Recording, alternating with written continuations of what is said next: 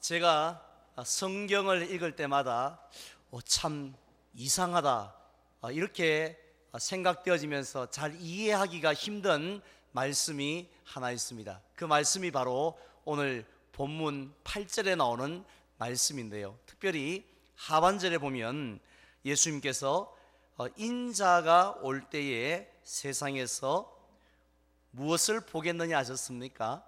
믿음을 보겠느냐 하셨습니다.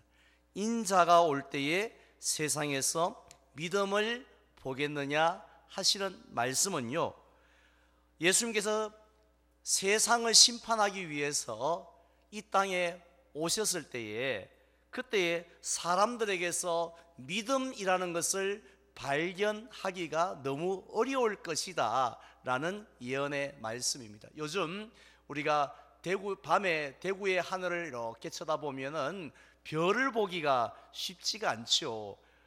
예전에는 안 그랬는데 말입니다. 그것처럼 예수님께서 이 땅에 오셨을 때에 우리를 살펴보면 믿음이 어디 있지? 이런 생각을 하시게 된다라는 말씀입니다.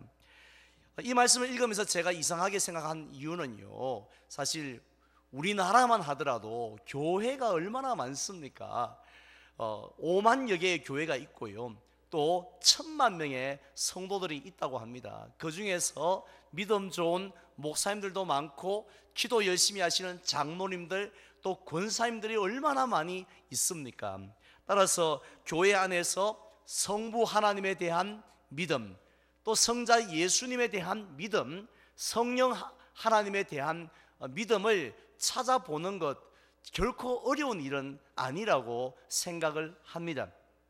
사실 조금 전에도 저와 여러분들은요, 사도신경으로 하나님 아버지를 믿습니다라고, 예수님을 믿는다고, 또 성령님을 믿는다고 분명히 고백하였지 않습니까? 심지어 우리 요수아 나무학교 어린 자녀들도요, 지금 예배 중에서 사도신경 고백을 했어요. 한자도 틀리지 않고 또박또박하게 그렇게 신앙 고백을 했을 것입니다. 자, 그럼에도 불구하고 예수님께서 이런 말씀을 하신 이유가 무엇일까요? 그것은 하나님께서 우리가 생각할 때 믿음, 우리가 생각하는 믿음은, 그 믿음은 너무 흔한 것 같습니다만은 하나님께서 생각하시는 믿음, 즉 하나님께서 기뻐하시고 하나님이 원하시는 그 참된 믿음을 찾아보기 힘들다라는 말씀인 줄 믿습니다. 자, 그렇다면 참된 믿음이란 과연 어떤 믿음일까요? 저와 여러분들이 지금 가지고 있는 믿음은 과연 참된 믿음인지 참된 믿음이 아닌 짝퉁 믿음인지를 무엇으로 구별할 수 있겠습니까? 저는 여러 가지 참된 믿음의 특징이 있다고 생각하는데, 그 중에 가장 대표적인 것은 바로 하나님께서 저와 여러분들에게 주셨던 그 약속의 말씀들이 반드시 이루어질 줄 확신하는 것, 그것이 바로 참된 믿음을 가진 자의 특징인 줄 믿습니다. 지난주에도 말씀을 드린 것처럼 신구약 성경을 보면 약 7,400개나 넘는 약속의 말씀들이 나옵니다. 물론 이런 약속들은 아브라함이나 다윗이나 또 무슨 다니엘과 같은 이런 믿음의 위대한 인물들에게만 주신 약속이 절대로 아니지요. 베드로가 뭐라고 말씀하셨습니까? 그 보배롭고 지극히 큰 약속을 우리에게 주셨다고 했는데, 바로 저와 여러분들에게도 그 약속을 주셨는 줄 믿으시기를 바랍니다. 따라서 우리가 사는 이 세상에 얼마나 많은 풍파가 있습니까? 그래서 우리가 그 풍파 때문에 자주 흔들리고 넘어지기도 하는데요, 그런데 그 세상의 풍파 앞에서 전능하신 하나님 아버지의 말씀, 또 결코 변하지 아니하시는 하나님의 약속, 또 우리를 사랑하시는 그 하나님의 약속들을 확실히 붙들고요, 사람을 붙드는 게 아니라, 상황을 붙드는 게 아니라 살아계신 하나님 아버지의 말씀을 붙들고 흔들리지 않고 견고하게 살아가는 사람, 그 사람이 바로 참된 믿음의 소유자인 줄 믿습니다. 아무리 주변 사람들이 대단한 믿음을 가졌다라고 칭송한다 할지라도 세상의 풍파 앞에 흔들리고 말씀을 붙잡는다면 참된 믿음이라 할 수가 없다는 거죠. 특별히 우리가 성경에 보면요, 기도에 대한 약속도 얼마나 많이 나오는지 모릅니다. 예를 들면 마태복음 7장 7절 우리가 잘 아는 말씀에 보면 구하라 그리하면 찾을 것이요 또 찾으라 그러면 찾아낼 것이요 문을 두드리라 그러면 너희에게 열릴 것이니라고 누가요? 예수님께서 우리에게 약속을 하셨습니다. 요한복음 16장 24절에도 보면 지금까지는 너희가 내 이름으로 아무것도 구하지 아니하였으나 구하라 그리하면 받으리니 너희 기쁨이 충만하리라고요 말씀하시면서 우리가 기도하면 반드시 응답해 주시겠다고 누가요? 목사가 아니라 예수님이 약속을 해 주셨습니다.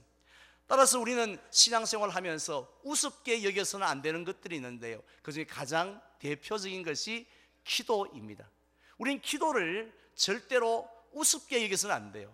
아유, 기도 그건 뭐 우리에게 무슨 도움이 되겠어? 이런 마음을 가지면 안 된다는 것입니다. 우리의 기도는요, 단순히 우리의 소원을 하나님께 아뢰는 것으로 끝나는 것이 아닙니다. 마치 동전에도 앞면이 있으면 분명히 뒷면도 있지 않습니까? 마찬가지로 우리가 기도할 때에 간구함이 있으면 반드시 하나님의 응답이 있는 줄로 믿습니다. 앞면만 있고 뒷면이 없는 동전이 어디 있습니까? 마찬가지로 기도에 간구만 있고요, 열심히 주여라고 부르짖음만 있고 아무런 응답이 없는 그런 기도는 세상에 존재하지 않는다라는 것입니다. 그래서 야고보서 5장 16절에 보면 이렇게 말씀하고 있습니다. 우리 함께 따라할까요? 의인의 간구는 역사하는 힘이 크다. 믿으시면 아멘 합시다. 여기서 의인은 누굽니까? 아브라함이 아닙니다. 저와 여러분과 같이 예수 그리스도를 믿고 거룩하게 되어진 우리 모두가 의인인데, 우리의 간구, 우리의 기도는요, 역사는 힘이 그냥 미비한 것이 아니라, 기도 하나하나 큰 차이가 없는 정도가 아니라 하나님의 놀라운 역사는 힘이 크다라는 것입니다. 따라서 우리가 이 기도하면 하나님께서는 그냥 기도로 끝나게 하시는 것이 아니라 하나님이 일하시는 줄 믿습니다. 우리가 기도할 때마다 하나님이 역사하신다라는 것입니다. 즉 우리의 기도가 하나님의 행동을 일으킨다라는 말씀이에요. 우리는 이런 모습을 구약의 엘리야 선지자를 통해서 확인할 수가 있는데요, 엘리야 선지자의 별명이 무엇인지 아십니까?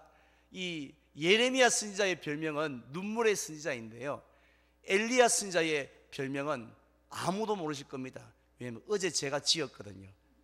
이 최고의 일기예보관입니다. 엘리야 선지자는 일기예보를 많이 하였습니다. 그는 북이스라엘의 여러 왕들 가운데서 가장 악하고 가장 타락하였던 아합 왕 시대에 활동했었는데요, 어느 날 이 엘리야가 아합 왕 앞에 가서 뭐 요청하지도 않았는데 일기예보를 하게 되었습니다. 무슨 예보였느냐면요, 충격적이었습니다. 앞으로 수년 동안 이 땅에는 비 한 방울 내리지 않을 거라고, 비는 고사하고 밤에 내리는 이슬 한 점 뿌리지 아니할 것이라고 그렇게 예보를 하였습니다. 예나 지금이나 우리들은 이 날씨에 관심이 많지 않습니까? 날씨가 비가 올는지 맑을는지 추울는지 더울는지 미세먼지가 어떨는지 관심이 많은 이유가 뭐예요? 그 날씨가 우리의 삶에 너무 많은 영향을 미치기 때문에 그렇습니다. 특별히 구약시대 사람들은 농사와 목축을 하였기 때문에 날마다 하늘을 쳐다보지 않을 수 없었습니다. 비가 언제 올 건가, 이슬이 많이 내릴 건가, 그것을 늘 쳐다보며 살았는데요, 그런데 1시간 이후의 일도 알지 못하는 사람이 내일 일기를 예보한다는 것 쉬운 일이 아니죠. 특별히 기상관측 장비가 전무하였던 이 구약시대에 내일 날씨도 아닙니다. 다음 주 수요일 날씨도 아니에요. 수년 동안의 일기 예보를 한꺼번에 한 방에 그렇게 한다는 것은 뭐 100% 불가능한 일 아니겠습니까? 자, 그런데 엘리야 선지자는요, 다른 사람도 아닌 뭐 동네 애들 모아놓고 한 것이 아니라 그 악한 아합 왕 앞에서 일기예보를 하는데 뭐라고 하죠? 수년 동안 비도 이슬도 내리지 않을 것이라고 하면서 자신 있게 예보를 합니다. 한 50%는 비가 오지 않을 것 같다고, 한 40% 그럴 가능성이 있다라고 이렇게 말했던 것이 아니라 반드시 비가 오지 않을 것이라고 자신 있게 말하였습니다.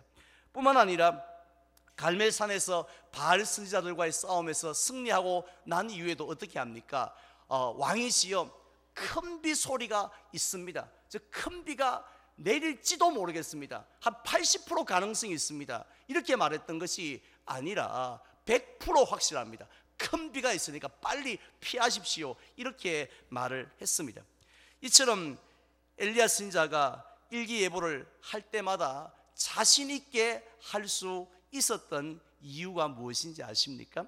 그것은 남다른 촉이 있었기 때문이 아니었습니다. 야고보서 5장에 보면 그것은 그의 기도 때문이었습니다. 구체적으로 말씀드린다면 너희가 기도하면 내가 응답하리라 라고 하셨던 하나님의 약속의 말씀을 굳게 믿었기 때문이었습니다. 우리가 기도하면 하나님은 가만히 계시지 아니하시고 역사하신다는 거죠. 그렇기 때문에 내가 하나님, 이 타락한 땅이, 이 백성들이 정신을 차리려면 비가 멈추어야 됩니다. 잘 먹고 잘 살면 하나님 잊을 수 있습니다.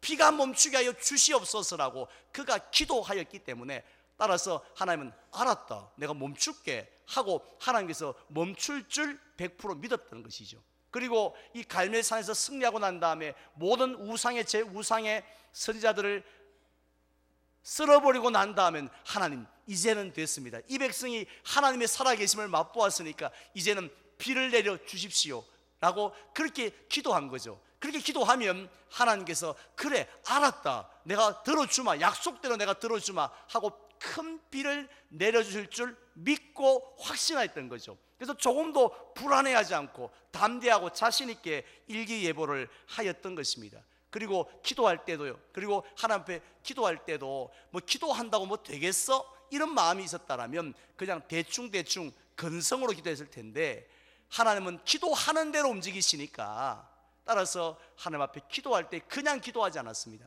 이 엘리야는 간절하게 기도하였다라는 것입니다. 자, 그런데 오늘날 저와 여러분들의 기도의 모습은 어떻습니까?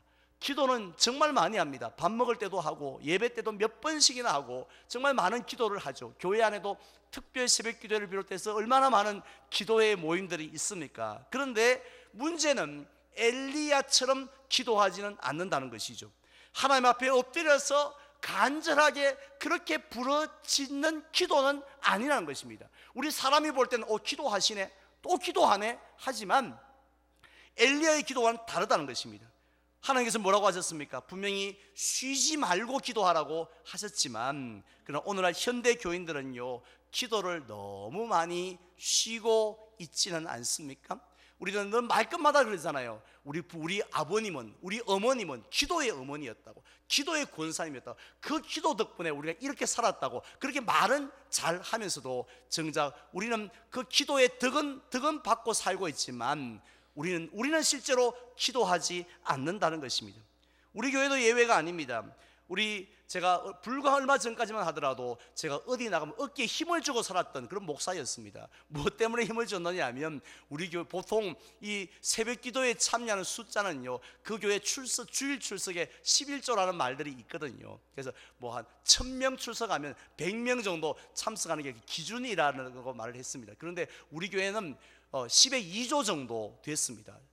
출석 교인의 한 10의 2 정도가 새벽 기도에 나왔으니까 목사로서 어깨에 힘 줄만 하지 않습니까? 우리는 이렇게 기도하는 교회라고 했었는데, 요즘은 누가 새벽 기도 몇 명 나오는가 물을까봐 제가 겁이 납니다. 왜냐하면 10의 1조는 10의 1조 밑으로 내려간 지 벌써 오래됐고요. 그래서 정말 너무 민망하고, 그래서 요즘은 이 연세 많은 분들 중에 또 한 분 돌아가시면 또 한 명 줄겠지? 신입이가 없는 거예요. 신입이 새로 들어온 사람은 없고, 전부 다 그동안 늘 기도하신 분 한 분 더 요양병원 가시고, 또 한 분 더 천국 가시고, 뭐 이러니까 점점 숫자가 줄어들고 있는 거지요. 그래서 요즘은 농경시대가 아니니까 새벽기도 뭐 그게 농경시대 거 아닙니까? 라고 했어요. 그래서 이 마음 착한 목사가 만들어낸 게 830 저녁기도회 아닙니까? 요즘은 일찍 안 주무시잖아요. 예전에는 8시부터 9시까지 드라마 제일 재밌는 거 있는데 요즘은 몇 시에 합니까? 10시부터 11시에 합니다. 그래서 왜냐면 사람들이 워낙 늦게 자니까. 그러니까 새벽기도 어떻게 오겠습니까? 그래서 제가 830 기도를 만든 거예요. 새벽기도 못 나오면 저녁이라도 그럼 기도합시다 라고 했는데, 그 830 기도에 마저도 소수의 무리가 모여서 기도하고 있는 실정입니다. 사실 우리에게 근심거리가 없나요? 여러분 가정에 어려운 문제 없었어요? 사실은 우리가 얼마나 많은 문제에 쌓여 있습니까? 이번 부흥회 때도 보면요, 정말 많은 기도의 제목들을 적어냈습니다. 그 중에서 어떤 문제가 여러분의 마음을 제일 힘들게 해요? 물론 좀 더 건강하게 살아야지, 좀 더 부유하게 살아야지 하는 그런 문제도 여러분의 마음을 붙들고 있지만, 그런데 실제로 가장 큰 근심거리는 어느 집이나 마찬가지입니다. 저희 집도 예외가 아닙니다. 자식 문제죠. 물론 부모님 걱정도 많이 하지만 그래도 자식 문제하고는 비교가 되어지지 않습니다. 실제로 지난 한 주간 돌아보세요. 딱 단 하루도 빠지지 않고 걱정했던 문제는 자식의 문제 아닙니까? 그 자식이 공부를 못해서가 아니에요. 몸이 아파서가 아닙니다. 취업을 못해서가 아니에요.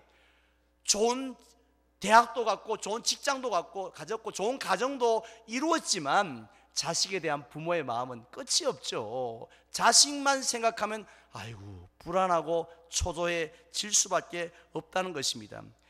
이만큼 우리는 자식을 귀하게 여기죠. 오늘 어린이 주일인데 이제는 어린이가 아니라 60 환갑이 넘었다 할지라도 그 자식에 대한 걱정이 끊어지지 아니할 정도로 우리가 자녀를 사랑하는 가운데 있습니다. 그런데 문제는 뭐냐면 그토록 사랑한다고 하면서도 자식을 위해 기도는 하지 않습니다.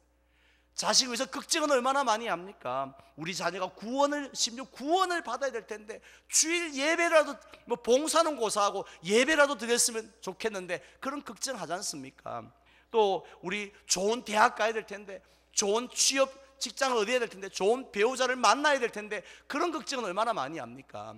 그래서 우리가 어머니 걱정하지 마세요, 저를 믿으세요, 그런 이야기는 귀가 솔깃하지만 하나님 앞에 이 자식 붙들고 기도하지는 않습니다.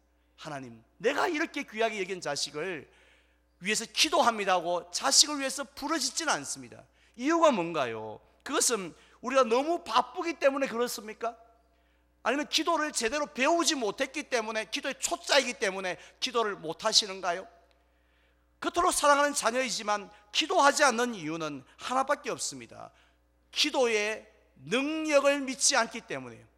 하나님의 그 기도에 대한 약속을 우리가 100% 믿지 않기 때문에 그렇습니다. 입술로는 하나님을 믿는다고, 예수님을 믿는다고 고백하면서, 하나님은 살아계신다고 고백하면서도 내가 자식을 위해 기도하면 하나님께서 반드시 우리 자녀에게 복을 주실 것이라는, 우리의 자녀의 앞길을 열어주실 것이라는 그런 믿음이 없는 거 있죠. 기도한다고 저 자식이 달라지겠나, 무슨 일이 일어날까, 그런 마음들이 우리 속에 꽉 불신앙이 있으니까 기도하지를 않는 것입니다. 만약에요, 우리에게 그런 확신만 있다라면, 그래서 내가 기도할 때 내가 자식에게 무슨 문제가 생긴다 할지라도 내가 기도하면 하나님이, 나는 부모는 아무것도 해줄 수 없지만 하나님은 자식에게 길을 열어줄 줄 믿습니다 하는 믿음이 있고 그 믿음대로 기도한다면 우리는 흔들리지 않는 삶을 살게 될 줄 믿습니다. 사실 자식 문제만큼 부모를 흔드는 거 없습니다. 제가 이렇게 목회를 하다 보면요, 저에게 갑자기 이런 분이 있어요. 목사님, 저 암이래요. 이런 분이 계세요. 제가 깜짝 놀랍니다. 암이라는데, 본인이 암이라는데 저렇게 태어날 수 있을까? 저렇게 담담할 수 있을까? 제가 너무 놀랄 때가 많이 있습니다. 그런데요, 자신의 문제는 암이라 할지라도 그렇게 담담하던 분들이 자식의 문제 앞에서는 안절부절 하시는 것 얼마나 많이 보았는지 모릅니다. 그러나 우리가 그런 자식의 문제를 가지고 하나님 앞에 우리가 확신을 갖고 기도해야 되는데, 그런 확신이 없는 이유가 뭔지 아십니까? 그 이유를 오늘 우리는 본문에 나오는 예수님의 과부와 이 재판장을 비유해서 발견할 수 있습니다. 먼저 1절에 보면요, 예수님께서는 이 비유를 들려주셨던 이 목적이 무엇인지를 먼저 말씀했는데 1절을 제가 봉독해 드리겠습니다. 예수께서 그들에게 항상 뭐 하고요? 기도하고 낙심하지 말아야 할 것을 비유로 말씀하셨다라고 했습니다. 결국 이 비유의 목적은 하나님의 자녀들인 여러분들이 항상 이 기도함으로요, 늘 기도함으로 낙심하지 않고 흔들리지 않고 살게 하는 데 있다라는 것입니다. 우리 그런 찬송가도 있지 않습니까? 기도할 수 있는데 왜 걱정하십니까? 우리가 기도할 수 있는데 왜 염려하느냐? 기도함으로 이겨내라. 이것이 바로 이 비유의 목적이라는 것이죠. 오늘 비유의 말씀은 그렇게 어렵거나 복잡하지 않습니다. 쉽고 간단합니다. 두 사람이 등장하는데요, 한 명은 하나님을 전혀 두려워하지 않고 사람을 무시하는 그런 재판장이었고, 또 한 명은 이 자신의 원한을 풀어달라고 수시로 재판장을 와서 귀찮게 했던 한 과부였습니다. 처음에 재판장은 과부의 원한을 풀어줄 마음이 요만큼도 없었죠. 왜냐하면 과부는 별 볼 일 없는 사람이었기 때문입니다. 그런데 그가 마침내 그 과부의 원한을 풀어줍니다. 이유가 뭔가요? 사람이 변했나요? 사람이 변한 것이 아니라 가만히 생각해 보니까 이 원한을 들어주지 아니하면 계속 찾아와서 귀찮게 하고 괴롭게 할 거니까 마지못해 들어준 것 뿐이었습니다. 바로 이 간단한 비유를 통해서 예수님께서 우리에게 말씀하고 싶으신 것이 무엇입니까? 7절 말씀에 나옵니다. 우리 7절 말씀 다 함께 봉독하겠습니다. 하물며 하나님께서 그 밤낮 부르짖는 택하신 자들의 원한을 풀어주지 아니하시겠느냐? 그들에게 오래 참으시겠느냐? 아멘.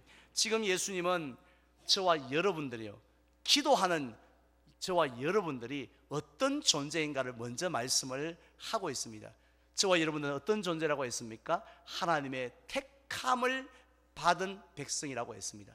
오늘 비유에 나오는 과부는요, 사실은 그렇게 존귀한 존재가 아닙니다. 가난하고 힘없는 사람이었습니다. 모든 사람에게 무시를 당했습니다. 그러나 저와 여러분들은 하나님 앞에 절대로 그렇지 않다라는 것입니다. 물론 우리가 생각할 때는 나보다 더 보잘것없는 사람이 어디 있겠느냐 생각되어지지만 하나님은 아니라는 것이죠. 하나님께서 보실 때 우리보다 더 존귀한 자가 없다는 것입니다. 이유가 무엇입니까? 만세전에 너는 나의 자녀라고 택하여 주셨기 때문인 줄 믿습니다. 아니, 우리 집에 있는 자식이 공부 못한다고 해서 그냥 우리가 가치 없다고 생각합니까? 속 좀 썩인다고 해서 우리가 쓸모없다고 생각합니까? 남들은 그렇게 말하는지 모르겠지만 아이고 공부도 못하고 아이고 사업도 성공 못하고 한다 할지라도 우리에게 있어서는 그 어떤 것과도 바꿀 수 없는 그런 자식이지 않습니까? 마찬가지로 하나님께서는 우리를 독생자를 주시기까지 우리를 사랑하셨던 하나님이세요. 그분이 우리가 어머니 뱃속에 생기기 전부터 선택하셨다고요.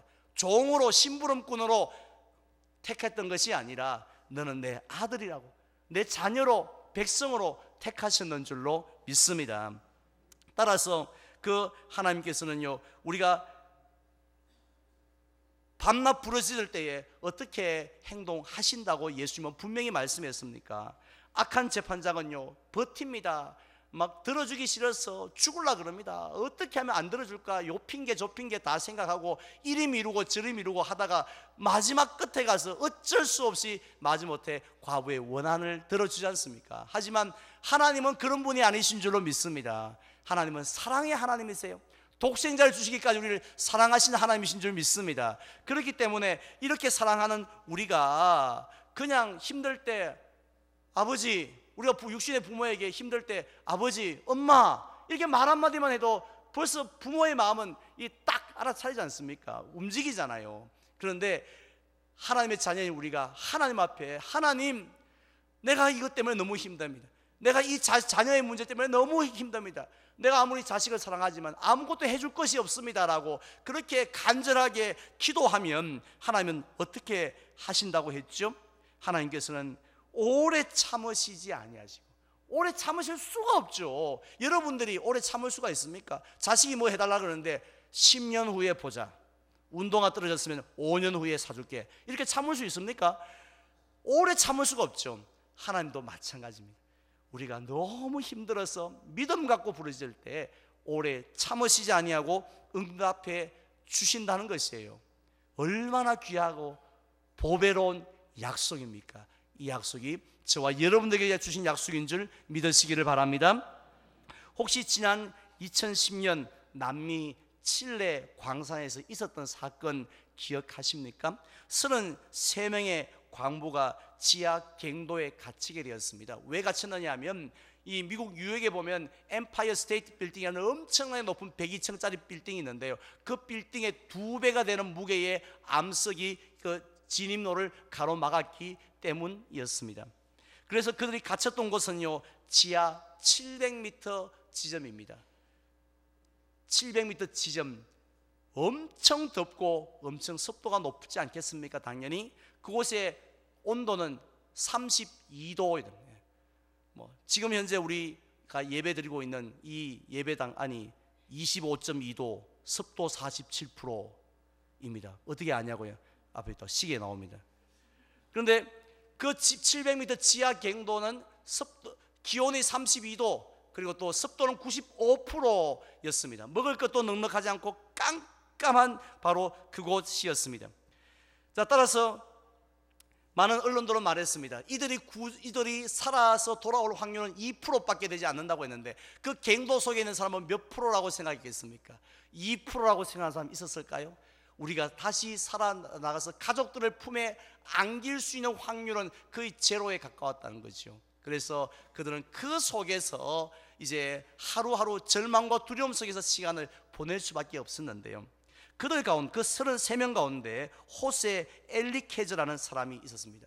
54살이었다고 합니다. 당시에 그는 젊은 시절부터 광부로서 잔뼈가 굵었던 사람인데요, 그 주변 사람들에게 어떻게 알려졌냐면, 저 사람은 이 광부 고참이야, 이렇게 알려진 게 아니라, 저 사람은 예수쟁이야, 예수님의 제자야, 저 사람은 우리가 누가 뭐라 그래도 예수님을 정말 사랑하고 예수님을 따라 살려고 몸부림치는 사람이야 하는 것을 사람들이 다 알고 있었습니다. 그러니까 막상 그들이 어렵고 힘들 때 되어지니까 이 호세를 찾아가는 겁니다. 우리도 그런 경험 있지 않습니까? 우리 주변에 믿지 않는 동창들이 있고, 뭐 하나님 하자도 꺼내지 않는 사람들이 자기가 어려우면 우리에게 그런 말 할 때 있죠. 야, 기도 좀 해줘라, 이럴 때가 있지 않습니까? 그것처럼 이들도 나머지 광부들이 찾아옵니다. 호세에게 당신이 믿는 하나님께 기도해달라고. 지금은 아무런 길이 없으니까 딱 한 가지 방법은 그것밖에 없는데, 지푸라기도 잡는 심정으로 부탁합니다. 우리를 위해서 기도해달라고. 그러자 이 호세가 말합니다.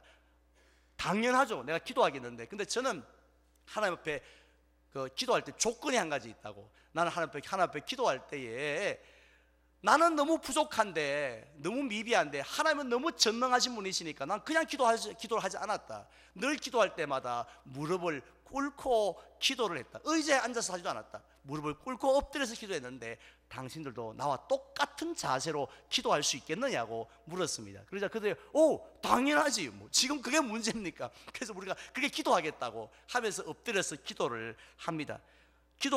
물론 기도의 내용은 간단하였죠. 하나님, 우리를 불쌍히 여겨달라고, 길이 없다고, 하나님의 능력을 우리를 건져달라고 기도합니다. 그런데 그래서 그 기도가 끝이 나니까요, 놀랍게도 그 함께 기도했던 사람들이 이제 갑자기 자신의 죄를 고백하기 시작합니다. 어떤 사람은 나는 그런 하나님을 지금까지 한 번도 믿어본 적이 없어요 라고 고백하고, 어떤 사람은 나는 그동안 마누라를 너무 힘들게 했어요 라고 죄를 자백하고, 나는 자식을 너무 때렸어요 라고 이렇게 자백을 하기를 시작합니다. 그런데요, 바로 그 자리에 하나님이 함께 하셨습니다. 그 기도를 들어주셨습니다. 그래서 우리 실제로 그 사건을 소재로 해서 만들어진 영화가 더 33이라는 지금 화면에 나오는 저 포스터인데요, 그 영화를 보면 그들이 그 기도가 끝나고 났을 때에 하나님이 그 기도에 응답하세요. 첫 번째 나타났던 현상은 무엇이냐면, 그들이 하나가 되기 시작합니다. 일사불란하게 움직입니다. 몇 시간마다 한 번씩 밥 먹자면 그대로, 식량이 떨어져 가니까 몇 시간마다 밥 먹자면 또 그대로 모든 사람들이 함께 움직이기 시작합니다. 그리고 두 번째는 그 지옥 같은 속에서 사람들이 인내할 수 있는 힘을 하나님이 주십니다. 우리가 만약에 저 깨끗한 엘리베이터 앞 갇혀서요 한 2시간 갇혔다고 생각해 보십시오. 우리가 미칠 것 같습니다. 2시간 동안 누가 구조해 주지 않으면. 그런데 언제 구조해 줄지 모르는 상황 속에서 그들은 인내하기 시작합니다. 그리고 더욱더 귀한 것은 소망을 가지기 시작합니다.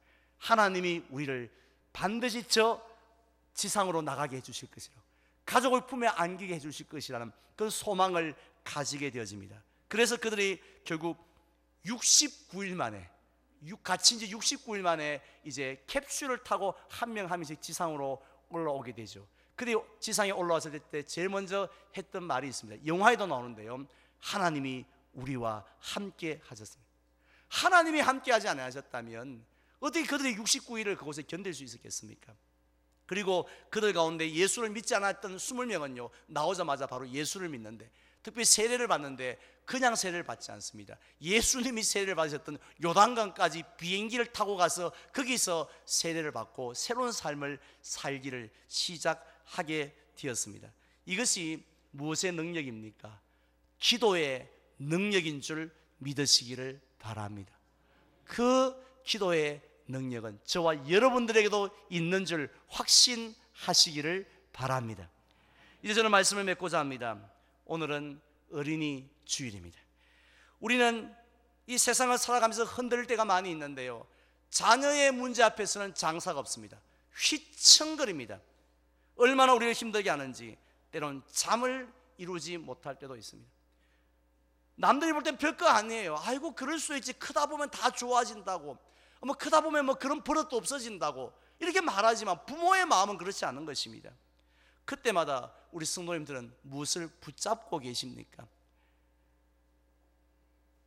그때마다 여러분 사람을 붙들지 마시고요, 기도의 약속을 붙드시기 바랍니다. 기도의 능력을 붙드시기를 바랍니다. 우리가 자녀를 위해 기도할 때 반드시 내가 너의 자녀를 축복해 주겠다 하셨던 그 약속의 말씀을 여러분 믿음으로 붙드시기를 바랍니다. 특별히 오늘 우리는 누구를 바라봐야 하냐면, 우리 성도님들 가운데서 이 학습을 입교를 3명의 입교를 받습니다. 그 부모를 우리 한번 바라보아야 합니다. 그들은요 지금부터 14년 전에 갓 태어난 그 갓난, 1살도 안 된 그 갓난 아이를 안고 이 자리에 계셨습니다. 그 부모들은 그 자녀들을 향하여서 믿음으로 고백했습니다. 예, 하나님이 내가 너와 네 후손의 하나님이 되리라는 그 약속의 말씀을 붙들고, 예 하나님께서 이 자녀도 구원하여 줄 줄 믿습니다. 하나님 이 자녀도 내가 지금 고백하는 신앙을 14년 후에 고백할 줄 믿습니다 라고 그들이 믿음으로 고백을 하고 믿었습니다. 그러자 어떻게 되었습니까? 내 믿음대로 될지어다 라고 약속하셨던 것처럼 오늘 그 3사람이 바로 이 자리에 우리 자녀들이 있지 않습니까? 꼭 우리가 칠레 이야기를 하지 않더라도 이 자녀들을 바라볼 때, 아, 기도대로 되는구나, 말씀에 대한 믿음대로 되는구나 하는 것을 우리가 확신할 수 있지 않습니까? 오늘 2명의 유아 세례가 있습니다. 요즘은 아이들을 잘 낳지 않기 때문에 유아 세례 숫자가 많이 줄은 게 사실이에요. 근데 오늘 부모들도 역시 고백할 겁니다. 예, 내가 믿는 것처럼 하나님께서 이 자녀들을 주의 자녀 삼아줄 줄 믿습니다 라고 고백할 것입니다. 그러면 14년 후에 어떻게 될까요? 저 갓난 아이들이 14년 후에는 그들의 입으로 예, 제가 예수 믿습니다, 하나님의 아버지인 것을 고백합니다 하는 그런 고백하는 역사가 있을 줄 믿습니다. 이것이 바로 기적 아니겠습니까? 이런 기적을 저와 여러분이 날마다 경험하며 살아가기를 주님 원하시고 계신다는 것입니다. 오늘 우리가 작정하게 될 태신자도 마찬가지입니다. 태신자 카드를 딱 들고 있으면 눈앞이 캄캄해집니다. 이 사람은 이래서 안 될 것 같고 저 사람은 저래서 못 올 것 같고, 그래서 우리는 누구를 적지라고 한참 고민할 수밖에 없습니다. 그러나 우리 주변에 있는 불신자들을 믿음의 마음으로, 믿음으로 기도하면서 한번 적어 보시기 바랍니다. 그리하면 나는 부족하지만, 여전히 약하지만 우리의 기도를 들으시는 하나님은 전능하신 줄 믿습니다. 그래서 우리에게 전도의 문을 열어주시고요, 전도의 환경을 허락해 주시고 전도의 열매도 허락해 주실 줄 믿습니다. 기도는 나를 믿는 게 아니에요, 하나님을 믿는 겁니다. 하나님의 능력을 의지하고 자녀를 위해 기도하고 태신자를 위해서 기도함으로 인해서 정말 저와 여러분들의 삶이 놀라운 축복으로 채워지시기를 주님의 이름으로 축원을 드립니다.